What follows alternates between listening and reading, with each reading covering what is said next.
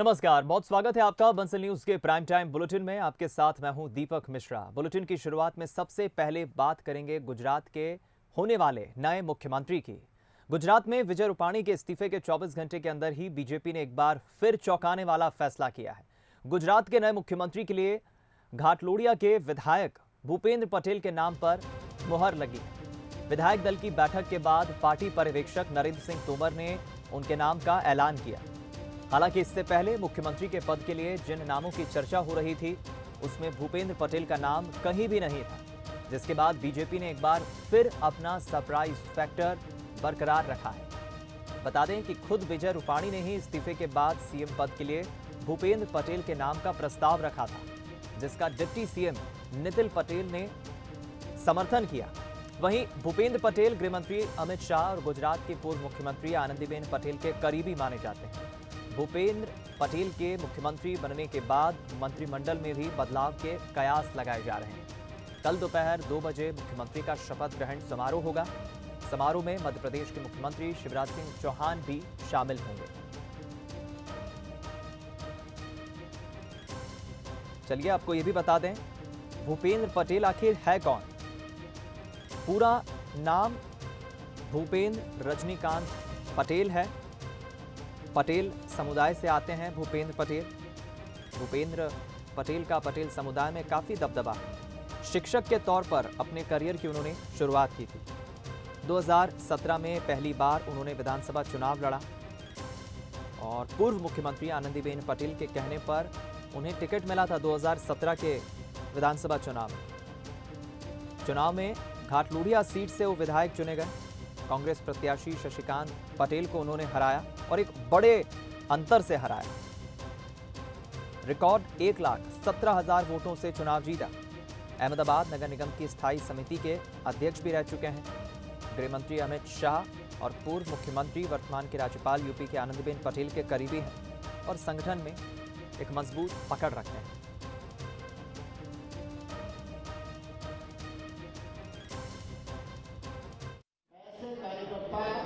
श्री भूपेंद्र रजनीकांत पटेल ये प्रस्ताव आ गया है। प्रस्ताव का समर्थन हो गया है। अब मीडिया के लोग यहाँ मौजूद हैं। मैं सदन में ये पूछना चाहूंगा, इस नाम के अतिरिक्त कोई प्रस्ताव है? कोई प्रस्ताव है? सारे लोग दोनों हाथ उठा के जाओ ना मीडिया। मैं सबसे पहले माननीय नरेंद्र भाई, माननीय नड्डा जी और अमित भाई शाह साहब का तहे दिल से आभार मानना चाहता हूं और गुजरात प्रदेश के सभी वरिष्ठ नेता माननीय CR पाटिल साहब और हमारे विजय भाई साहब की टीम का सबका मैं तहे दिल से धन्यवाद मानता हूं। मेरे पर जो विश्वास रखा है वो विश्वास को बिना टूटे हुए विकास के जो काम बाकी है वो आगे बढ़ाएंगे और साथ में संगठन को साथ में लेके आगे बढ़ाएंगे। Thank you. चलिए बात करते हैं मध्य प्रदेश की। मुख्यमंत्री शिवराज सिंह चौहान ने आज शाम प्रदेशवासियों के नाम संदेश दिया। इस दौरान उन्होंने कई अहम बातें कहीं। कोरोना वैक्सीनेशन से जुड़ी अहम घोषणाएं की। प्रदेश में डेंगू के बढ़ते मामलों को लेकर मुख्यमंत्री ने प्रदेशवासियों को सतर्क भी किया।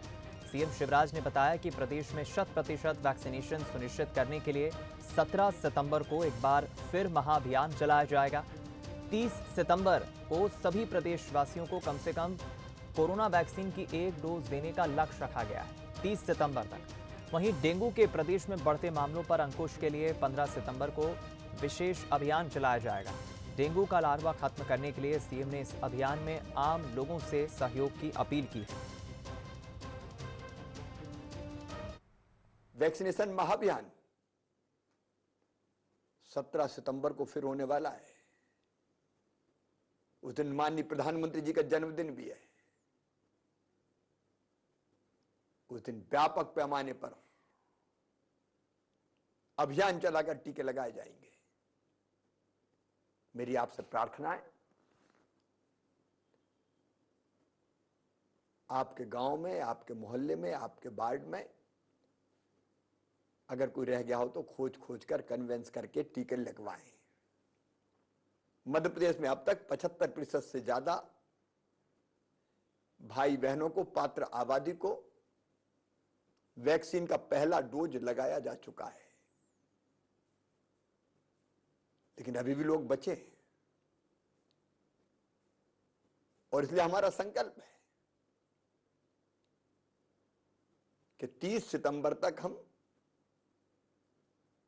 मध्य प्रदेश की पात्र जनसंख्या को वैक्सीन का पहला डोज लगा देंगे। 15 सितंबर को सवेरे 10 बजे से लेके 10:30 बजे के बीच आधा घंटा केवल अपना समय निकालिए, अपने घर की सफाई कीजिए, भरे पानी को पलटिए, जरूरत पड़े तो लार्वा मारने के लिए दवाई डालिए, कूलर, गड्ढे, पानी की टंकी सब चेक कर लीजिए, क्योंकि डेंगू फैलता ही है लार्वा के पनपने से। हम वो परिस्थितियां ही ना रहने दें जिसके कारण लार्वा पनपे। इसके लिए आपका सहयोग जरूरी है। इधर सतना के शिवराजपुर में जनदर्शन कार्यक्रम में सीएम शिवराज सिंह चौहान ने कन्याओं का पूजन कर जनता से संवाद किया। साथ ही इस मौके पर विकास कार्यों को हरी झंडी भी दिखाई। सीएम ने कहा कि शिवराजपुर गांव के विकास के लिए कोई कसर नहीं छोड़ेंगे। इस मौके पर सीएम ने प्रदेश में कोरोना की स्थिति पर संतोष जताया। उन्होंने कहा कि प्रदेश के 17 जिलों में एक भी पॉजिटिव केस नहीं आया। सीएम ने लोगों से लापरवाही न बरतने की और टीका लगवाने की अपील की। मुख्यमंत्री ने आगे कहा कि प्रदेश में सामान्य वर्ग आयोग सामान्य वर्ग के कल्याण, शिक्षा और रोजगार की योजना बनाएगा। सामान्य वर्ग के कल्याण के लिए हर संभव प्रयास किए जाएंगे।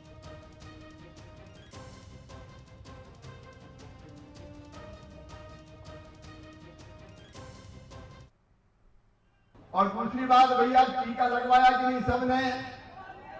जिन्हें लगवाया हाथ उठाओ ईमानदारी से। जब हाथ नीचे कर लो।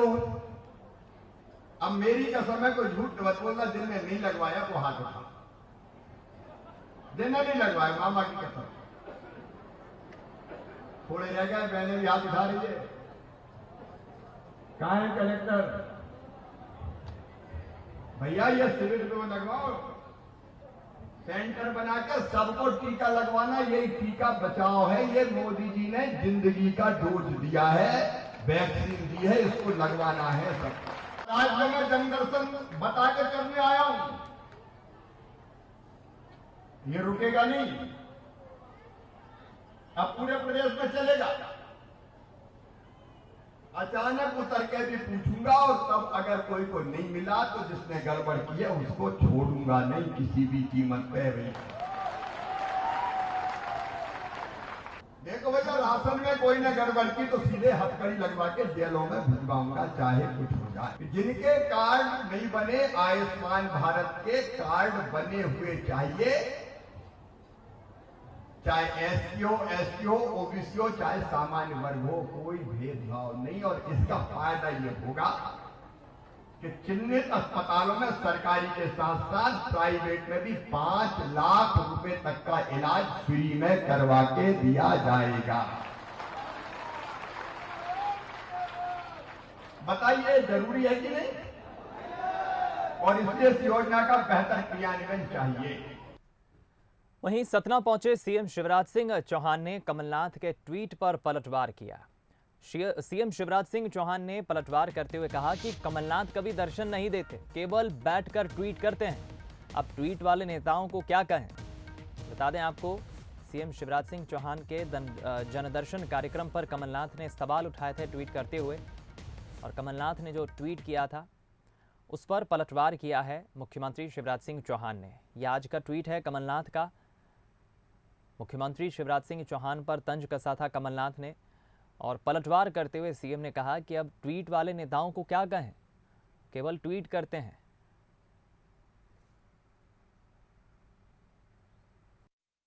आप तो कहीं दर्शन देते ही नहीं, केवल ट्वीट करते रहते हैं। अब ट्वीट वाले नेताओं के बारे में मैं क्या कहूं? कमलनाथ तो कहीं दर्शन देते ही नहीं, केवल ट्वीट करते रहते हैं। अब ट्वीट वाले नेताओं के बारे में मैं क्या कहूँ। इधर ग्वालियर के प्रभारी मंत्री तुलसी सिलावट ने सबसे पहले शहर की खराब सड़कों की खैर खबर ली। इस दौरान उनके साथ ऊर्जा मंत्री प्रद्युम्न सिंह तोमर भी मौजूद रहे। प्रभारी मंत्री तुलसी सिलावट उन क्षेत्रों में पहुंचे जहां सड़कें अभी भी बदहाल हैं। यहां उन्होंने सड़कों के गड्ढों में पड़े पत्थरों को उठाकर इधर उधर फेंका। मंत्री जी के इस अंदाज से अफसरों में हड़कंप मच गया, क्योंकि प्रभारी मंत्री तुलसी सिलावट 25 अगस्त को शहर की खराब सड़कों को लेकर अफसरों की क्लास ले चुके हैं। ऊर्जा मंत्री प्रद्युम्न सिंह तोमर ने भी स्वीकार किया कि अभी भी उनकी विधानसभा क्षेत्र की सड़कें खराब पड़ी हुई है, उन्हें सुधारने की जरूरत है। खराब सड़कों को मरम्मत की जरूरत है। सड़कों को लेकर मैं खुद स्वयं जाके अवलोकन किया है, अधिकारियों को निर्देश दिए हैं, क्योंकि बीच में थोड़ा पानी गिर गया था, इसलिए थोड़ा काम रुक गया था। और जो संकट में अभी समीक्षा फिर से कर रहा हूँ, शाम को 6 बजे सारे अधिकारियों को निर्देश दूंगा। आज सड़क में 4 गड्ढे हो जाते तो गड्ढे दिख रहे हैं। पहले सड़क में गड्ढा होता था, गड्ढे में सड़क होती थी। 2002 और 3 याद करो, तभी प्रतिनिधि आप ही थे वहाँ के। तो आप 2002 और 3 में हमें नहीं, अभी तो प्रतिनिधि आप ही थे। तो हमारा काम था उस समय भी आवाज उठा करके काम करवाने की, और आज भी ये जनप्रतिनिधि है कि वहाँ पर उनको सत्यता को देखने गया, प्रभारी मंत्री को लेके गया और वहाँ पे स्पष्ट निर्देश दिए हैं कि ये काम गड्ढे शीघ्र भरे जाएं। चलिए बात करते हैं अब छत्तीसगढ़ की, जहां पूर्व सीएम रमन सिंह ने ट्वीट किया है। छत्तीसगढ़ सरकार को रमन सिंह ने ट्वीट करते हुए चेतावनी दी है कि छत्तीसगढ़ में यदि धर्मांतरण बंद नहीं हुआ तो भारतीय जनता पार्टी ईंट से ईंट बजा देगी। आगे रमन सिंह ने कहा कि सरकारी संरक्षण में जो चल रहा है धर्म परिवर्तन का खेल, उसे रोकने भाजपा का कार्यकर्ता डिगने या हटने वाला नहीं है, चाहे पानी गिरे या आग बरसे। बीजेपी का कार्यकर्ता हटने वाला नहीं है। ट्वीट दिखाते हैं आपको रमन सिंह का, जो अपने ट्विटर अकाउंट से ट्वीट किया है रमन सिंह ने, क्योंकि धर्मांतरण को लेकर लगातार प्रदेश की सियासत गर्मा रही है। इस मसले पर काफ़ी बयानबाजी भी हो रही है और रमन सिंह ने चेतावनी दी है छत्तीसगढ़ की सरकार को कि भारतीय जनता पार्टी अगर धर्मांतरण बंद नहीं हुआ तो ईंट से ईंट बजा देगी। ब्रेक के बाद रुक करते हैं कुछ और खबरों की ओर। छत्तीसगढ़ से बड़ी खबर, जहां छत्तीसगढ़ में बड़ा प्रशासनिक फेरबदल हुआ है। यहां छत्तीसगढ़ में सेक्रेटरी सहित 20 अधिकारियों का विभाग बदला गया है। कमलप्रीत सिंह मिशन संचालक शिक्षा विभाग से मुक्त हुई हैं, तो प्रभारी आयुक्त कृषि उत्पादन का अतिरिक्त प्रभार अब संभालेंगे। इधर एम गीता आवासीय आयुक्त छत्तीसगढ़ भवन में नई जिम्मेदारी संभालेगी नई दिल्ली में। सीएम के सचिव कोमल परदेशी को खनिज विभाग का प्रभार दिया गया है, तो दूसरी तरफ अविनाश चंपावत को सचिव संसदीय कार्य का बनाया गया है और आयुक्त भी बनाया गया है पंचायत का। इधर ऋतुराज रघुवंशी को रायपुर विकास प्राधिकरण का सीईओ बनाया गया है। अलग अलग विभागों के और कुछ निगम मंडलों में प्रशासनिक फेरबदल किया है आज छत्तीसगढ़ सरकार ने। ऐसे 20 अधिकारियों के विभागों का फेरबदल, प्रशासनिक फेरबदल हुआ है, विभाग बदले हैं अधिकारियों के।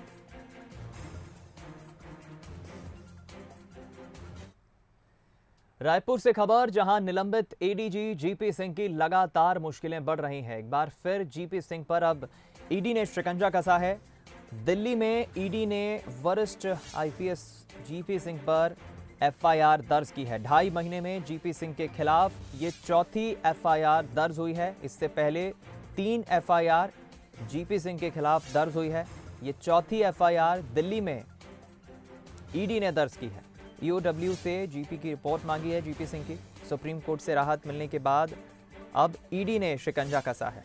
थोड़ी सी राहत जरूर मिली थी सुप्रीम कोर्ट से, लेकिन अब ईडी ने चूंकि शिकायत के बाद ये एफआईआर दर्ज की है, दिल्ली में ये एफआईआर दर्ज हुई है। आय से अधिक बेनामी संपत्ति के मामले में ईडी ने शिकंजा कसा है।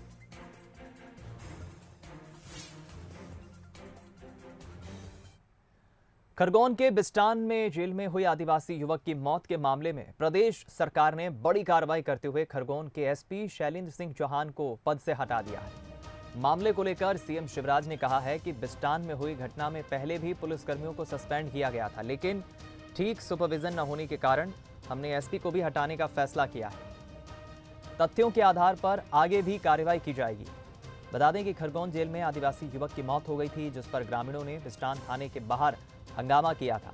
मामले में कार्रवाई करते हुए सरकार की तरफ से 4 पुलिसकर्मी और जेल अधीक्षक को निलंबित कर दिया गया था। पिछले दिनों खरगोन जिले के बिस्टान में हुई घटना में हमने पहले ही, जिसमें एक युवक की मृत्यु हो गई थी, हमने पहले ही पुलिसकर्मियों को सस्पेंड किया है। लेकिन ठीक सुपरविजन ना होने के कारण, लैक ऑफ सुपरविजन के कारण, हमने एसपी को भी हटाने का फैसला किया है। घटना की न्यायिक जांच हो रही है। न्यायिक जांच के आधार पर जो तथ्य आएंगे, उन तथ्यों के आधार पर हम आगे भी कार्रवाई करेंगे। ऐसी हर घटना को हम गंभीरता से लेते हैं। शहर में बड़े अपराध और सीएम शिवराज की नाराजगी का असर इंदौर की सड़कों पर देखने को मिला। पुलिस ने ताबड़तोड़ कार्रवाई करते हुए फरार अपराधियों को सलाखों के पीछे पहुंचाया। वहीं अपराधियों में खौफ पैदा करने और लोगों को सुरक्षा का भरोसा देने के लिए फ्लैग मार्च निकाला। इस मार्च में पुलिस के आला अधिकारियों सहित 600 पुलिस जवान शामिल हुए। पुलिस जहां एक और पुराने बदमाशों के घरों पर नोटिस चस्पा कर रही है, वहीं सड़कों पर अपराधियों पर नजर बनाए हुए है।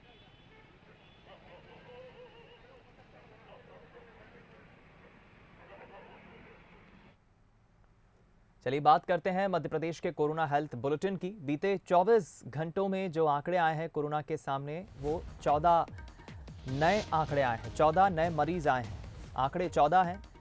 नए मरीजों की पहचान हुई है। सबसे ज़्यादा मरीज जबलपुर से मिले हैं 8, भोपाल से 2, धार से 1। मध्य प्रदेश में इस वक्त कोरोना के एक्टिव मरीजों की संख्या 138 है।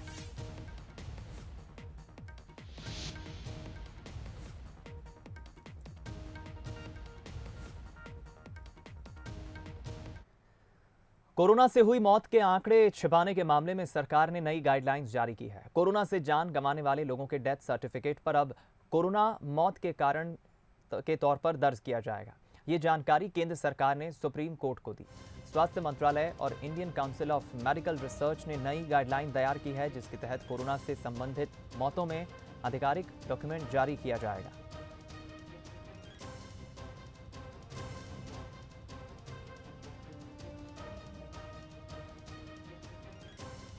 देखिए गाइडलाइंस क्या कहती है।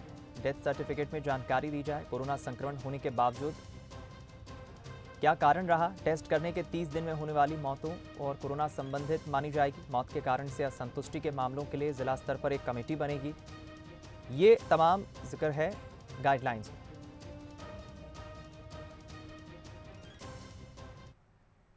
नीमच के जावद इलाके में स्थित भड़का नाला का नज़ारा कुछ हटके है, जो सबको लुभाता है। चट्टानों पर से बहता हुआ पानी और बहते हुए पानी की आवाज़ें मन को आनंदित कर देती हैं। मोरवन बांध को लबालब करने में भी इस नाले की अहम भूमिका है। यहाँ किनारों पर नहाने का अपना अलग ही आनंद है।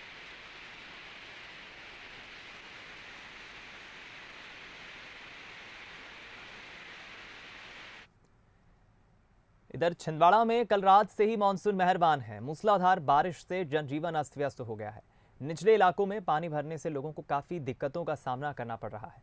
लोगों के घरों में पानी भरा है, जिससे गृहस्थी का सामान और राशन पानी में डूबकर बर्बाद हो गया। उधर भारी बारिश ने नगर निगम के इंतजामों और दावों की भी पोल खोलकर रख दी।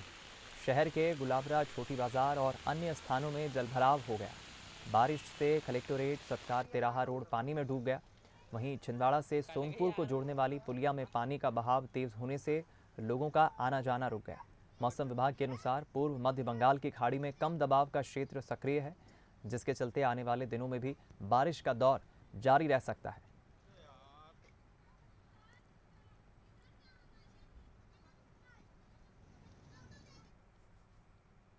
प्राइम टाइम बुलेटिन में फिलहाल इतना ही।